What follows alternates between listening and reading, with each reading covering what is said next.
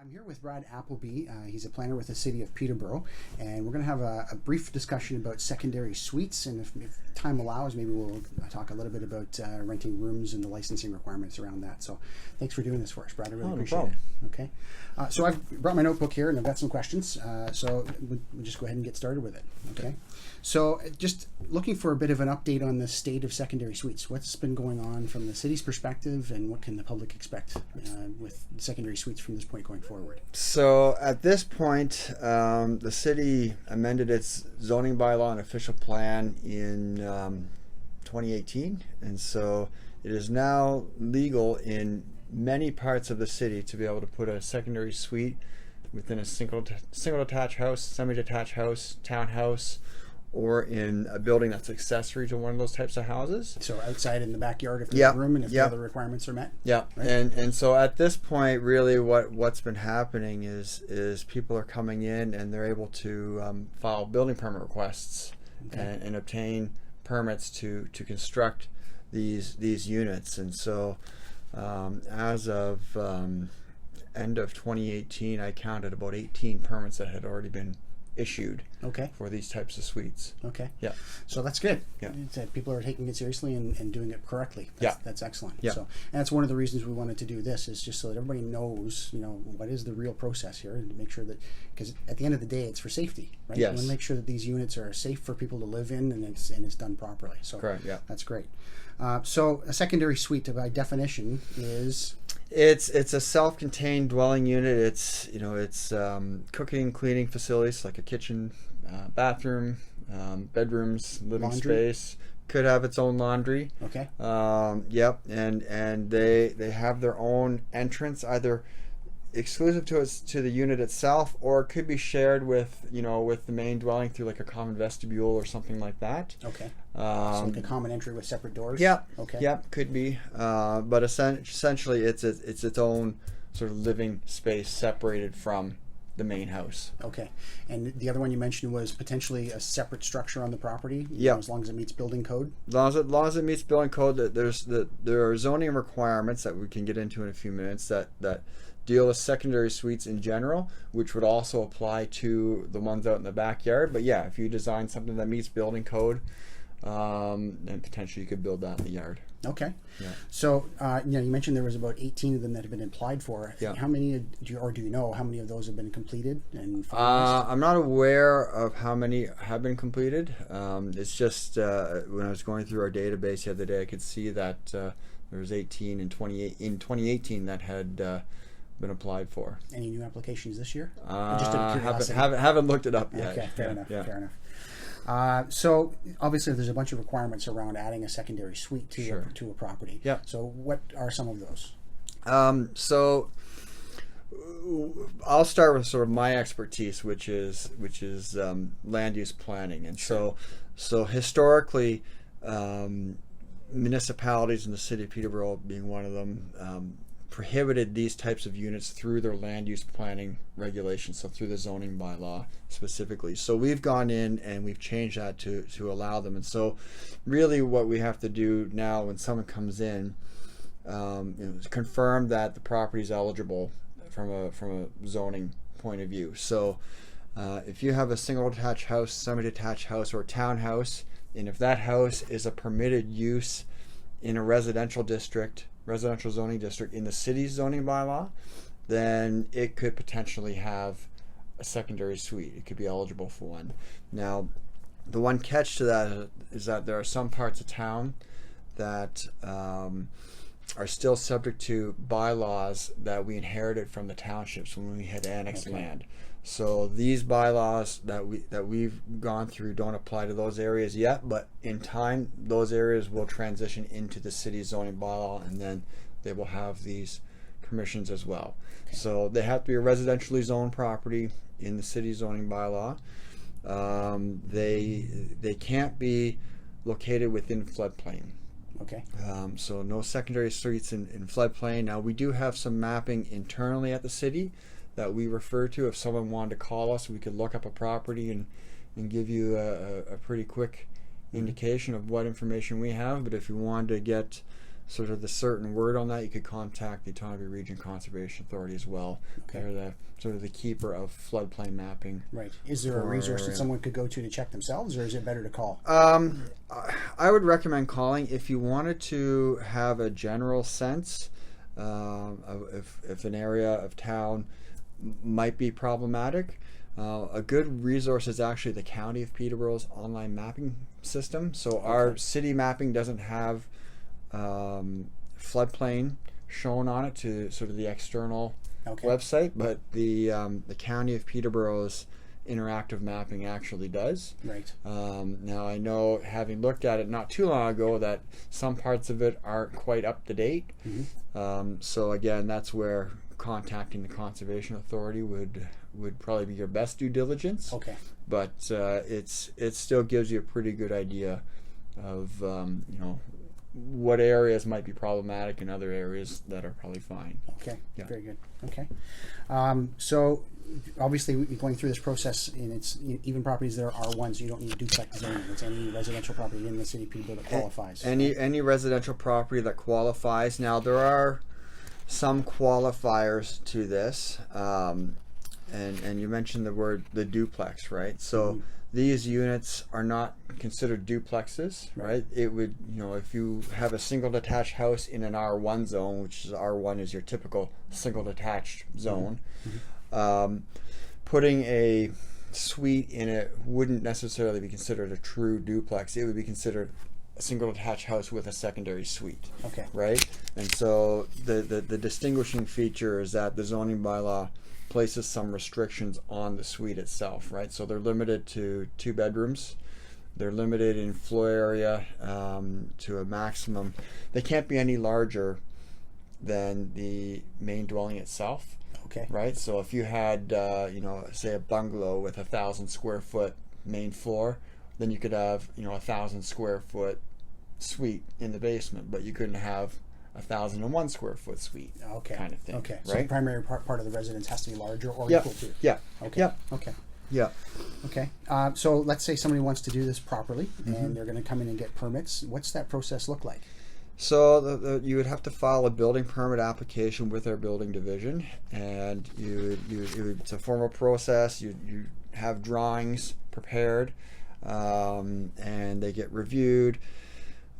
Assuming they're approved, then you carry on with your work, and you go through sort of the regular inspection process that would come along with implementing a building permit. So there are certain sort of milestones in the project, where you'd have to get an inspector out to have a look at things. Okay. Yeah. So when you say submit drawings, do you have to have a professional do that, or can a homeowner do it? A homeowner is able to do it. What we've been recommending, what our building division has been recommending to people, is that you use rather than do it yourself, unless you have expertise in building code, they would recommend you use either an architect or an engineer, or a designer who has their BCIN number. Someone who has familiarity with the building code and can ensure that the drawings, when they're coming in, are covering off all the things you need to cover off in the building code. Right. Yeah. I imagine it simplifies the process to a great degree, rather than having to come back with revision after revision after revision, right? Absolutely, absolutely. Because one of the things that our building staff don't really do in this scenario is tell people what you have to do, what changes you have to make, to meet code, right? They'll look at your drawings and say, yeah, nope, or what have you. But for someone to come in and sit down and be advised on exactly what you have to do and how your drawings have to look, they don't really do that. Gotcha. They don't have the time or the resources to do that. So it's handy if, when you come in, if you can have that all kind of taken care of by working with a professional who's familiar with the code. Excellent. Okay. Yeah. That's great. So the permits, do you know offhand the cost of getting permits? Do you know what the process? Unfortunately, I don't. Okay. Are we talking about a couple $100s or thousands? Not thousands. It would be much less than that. It would probably be in the hundreds. Okay. Because secondary suites are, for the most part, secondary suites, in my experience to date, are being added into existing dwellings. and or on properties that already have a house but maybe in the backyard where they're adding a suite, they're not subject to development charges. Okay. The one catch is that if you were to try and do a new build, which we haven't really come across yet, we've had a few inquiries, but if you're trying to do a new build house with a suite purpose built right up front, then there is a second development charge that applies to that. So an additional charge. Yeah, oh, okay. yeah. So if your typical development charge right now is about $24,000 for a single detached house. If you're going to do a new build single detached house with a secondary suite, well, then now you're paying $46,000 to $48,000 in development charges because they're considered two units. Right. So at some point, hopefully that can be changed. There was actually provincial legislation passed to deal with that issue, but it's never been proclaimed into effect. Okay. Yeah. Well, we can look forward to that then, because that's expensive. Yeah. Because I can imagine, somebody wanting to do that. Yeah. Because it makes a lot of sense. Oh yeah. Well, I can tell you that in the new subdivisions. So typically, I deal with new subdivisions through my work, and the builders there get inquiries all the time from people wanting to, if not put a suite in right off the start, at least have their house set up in a way that it'll be very easy to add a suite. Right, and that's not going to incur any additional cost. No, no. If it's going to meet their permitting process for the initial construction, and everything's good. Yeah. 6 months down the road, apply for the secondary suite, and that would be acceptable. Yeah. Right on. Yeah. Okay. What about specific requirements? Because I know there's some issues around parking. That kind of thing. Can you describe what that might sound like? So parking varies across town. There are 3 different areas within our zoning bylaw right now. We have the downtown core is one area. That we have the area sort of immediately surrounding the downtown core that basically runs from Park Hill Road down to Lansdowne Street and over to Park Street, and kind of bound by the river. And then we have everything else. And so in the downtown, your parking requirements are reduced, and then they gradually get more as you move out from the center, right? Okay. So right now, if you're looking at a single detached house in the downtown core, what we call parking area 1, you wouldn't actually need any additional spaces for the suite. Okay. You would just need whatever is required for the main house, which is 1 space. When you move out from there in parking area 2 and 3, you would need 1 space for the suite in addition to whatever would be required for the main dwelling. So most of the properties in town fall within, I would say, what we call parking area 3. So if you're dealing with a single detached house, at the end of the day, what you would need in parking area 3 is 1 space for the suite and 2 spaces for the house. So a total of 3 spaces. And that's fine for, most properties. That's fine, especially if you have, say, a 2-car garage and a 2-car driveway, or a 2-car driveway and a single-car garage, because your garage can count towards your parking, assuming the garage internally is large enough to meet the dimensions of a parking space. And tandem parking is also permitted. 1 car in front of the other. Yeah, that's permitted. The one challenge that we've come up with, so not every property is going to meet the parking requirement, and where it comes a problem is lots, especially out in area 3, where you have a single car driveway and a single car garage, and there's just no other room on the lot to add a 3rd parking space. Right. And so we have come across that, where people have asked about properties like that, and unfortunately this wouldn't cover it just that. simply doesn't work. Yeah. So in most cases you need 3 spots there. Yeah. And those interior parking spots in a garage do count, provided they're large enough for a car to fit. Yep. Okay. Yep. Very good. Yep. Okay. Servicing. What about the utilities serving the house? Is there any issue around that? If you've got a single family home and you're adding a lower unit secondary suite, Are there any issues around servicing? So they have to be municipally serviced. In terms of arranging for that, you deal with that through your building permit process. I don't believe there are any additional hookup fees because you've already got your feed coming in from the street. I haven't heard of people running second feeds. If you do want to run a second feed from the sanitary sewer or the water, then you'd have to get in touch with for sanitary our public works division, for water the Peterborough utilities, to talk to them and see what their requirements would be. Okay. Now, what about electrical? Do you know if there would be a requirement to put in a second service, or I would imagine it's a good idea. To be honest with you, I don't know on that. That would be dealt with through the permitting process again. Don't know the answer. That's to that. Fair. Yeah. That's fair. I understand that's not necessarily the scope of what you normally do.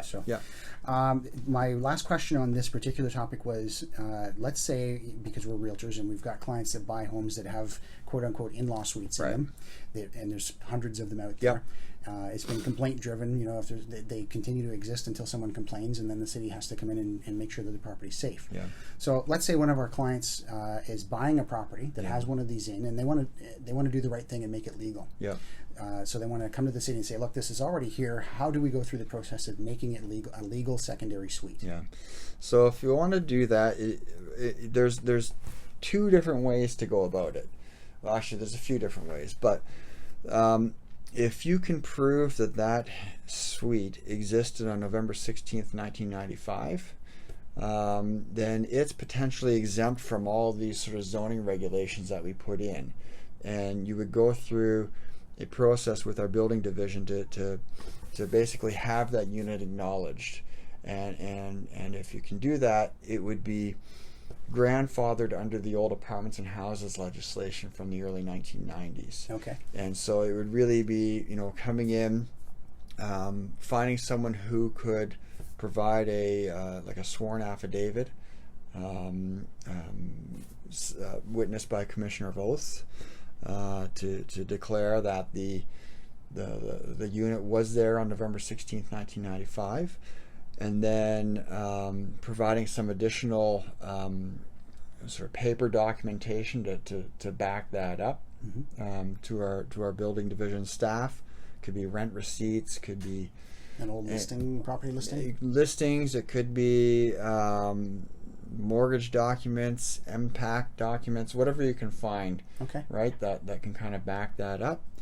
And then you need to pass electrical and fire inspection. And as part of that process, as part of this process, and provide that to the building division. And if you can do all that, then you can get that suite acknowledged. Now it's getting harder and harder to do this as time passes, because November 16th, 1995 was almost 24 years ago. So it's getting harder and harder. The alternative is, if you can't do that, then you could try and legalize it under the rules that we have in place now. If the property is eligible for a secondary suite under the current zoning that we've put in place, you come in, you would still need to do a building permit, even if the suite existed. Get a building permit to kind of recognize what was there, go through the inspection process, and get it legalized that way. So potentially having to open up a few walls to look inside, maybe that kind of thing. Or I know they try to minimize that. They try to work with homeowners. They try and work with you. They don't really want you tearing things apart. I mean, sometimes you do have to do a little bit of work, but they try and work with you. I know in talking to our building and fire staff, they look for different ways to try and inspect. So like if we've got vent openings, they'll peek in there and that's great. Things like that. They try and work with you as best as they can. A question just popped into my head. If I can go back to the pre-1995 use, you used the word "it's existed" at that point. Does it have to be continuously occupied? No. Through that time, it just had to exist. It had to exist as of November 16th, 1995. Didn't really matter if it was occupied as a suite at the time or not, but it had to exist. That's a good answer. So that's it on secondary suites, and I'm just looking at the time. We're at about 20 minutes. So, real quick, I know I'm going to get questions about renting rooms in homes. Yes. Excuse me. So, if you can just give the Coles notes on that would be great. And then after this too, I'm going to ask you, if you can share some of the documentation. I'll link it to this video as well, so people can find it. Maybe links to the city website or to some files that you might be able to provide for me that I'll put along with this. Yeah. Okay. So rental dwellings, the licensing of rental dwellings is a separate entity from the secondary suites. Yeah, completely different. But in some instances they could cross paths. But generally speaking, the city's passed a bylaw that requires licensing for people who rent their houses out, or even renting a room out in your house could trigger the need for a license, and it's all tied to how many bedrooms you have in your house. So if you have a 4-bedroom house and you want to rent out a room in there, then you may need a license and would be considered a small rental dwelling unit. If you have 5 or more bedrooms and you want to rent out a room or all of the rooms, then you might be considered a large rental dwelling unit and need a license for that. And we also have within the large rental dwelling units, depending on how they are rented out, like if you're getting up 6, 7, 8 bedrooms or what have you, and if they're being rented out in a format where the people have sort of no internal tie to each other in terms of how they're living, so they're not living as a single housekeeping unit, but maybe they're, one person's a student, another person's a whoever, and then there's implications around that as well. They could actually be considered a lodging house. Okay. And there's licensing for that. And if you have a lodging house, you may need special zoning for the lodging house. What I would recommend if folks have questions on that they contact our clerks department. That's who the licensing process is administered through. Okay. And they would be able to help you out. We do have some information on our website on that bylaw, which I can share the link with you. Great. And then anyone who's watching this will be able to access that. That's fantastic. Yeah. Okay. Very good. Thanks so much, Brad. Okay, no really problem. appreciate it. That's awesome. Thanks for having me.